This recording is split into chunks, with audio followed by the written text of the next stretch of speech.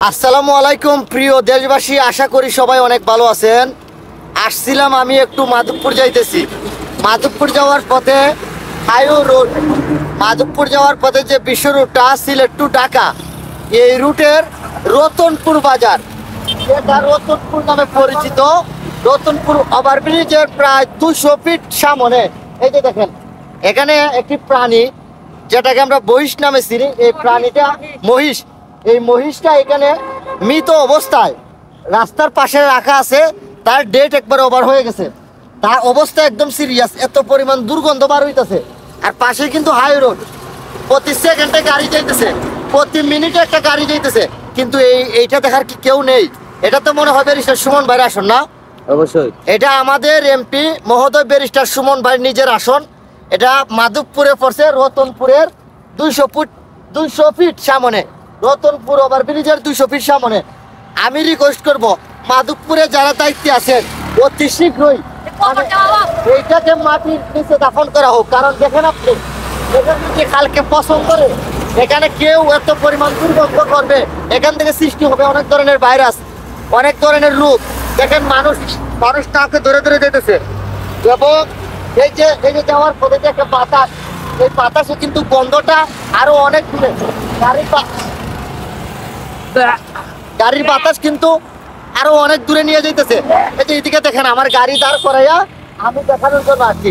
আমি রিকোয়েস্ট করব, যারা নিজেকে সুশীল সমাজ দাবি করে, যারা সমাজের যোগ্য ব্যক্তি দাবি করে, তাদের কাছে পৌঁছাই দেন এই ভিডিওটা।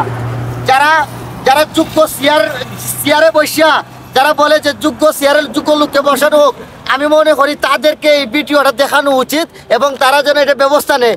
কারণ আমি যদি, আমার পক্ষে সম্ভব না এটাকে এখান থেকে সরানো, আমার পক্ষে সম্ভব না। আমার পক্ষে সম্ভব হয়েছে আমি এটা তুলে ধরা, আমি তুলে ধরছি। আমাদের এমপি মহোদয় যদি নজরে আসে, উনি যেন দ্রুত, রতনপুরের পাশে কিন্তু অনেক বড় একটা প্রাণী, এটা সাধারণ কথা না, এটা অনেক বড় বিশাল বড় প্রাণী। দ্রুত যেন সবাই ব্যবস্থা নেয়। এখানে টিকা চাইতেছে না ভাই, দুর্গন্ধ তার পাইতেছে দুর্গন্ধ। আপনার বাড়ি কোন জায়গায় আপনি কি জানেন? আপনার এখানে একটা বহিষ, এই যে অবস্থা খারাপ, এটা কি দেখছেন? এতদিন দেখছেন এটা অবস্থা? মানে এটা যদি এই জায়গার মাঝে মনে করেন ফসে, এটা প্রবলেম হইতো না এই এলাকার মানুষের জন্য? আমি রিকোয়েস্ট করবো, দেখেন এখানে কিন্তু দাঁড়ানো যাইতেছে না, জাস্ট ভিডিও করানোর জন্য আমরা দাঁড়াইছি।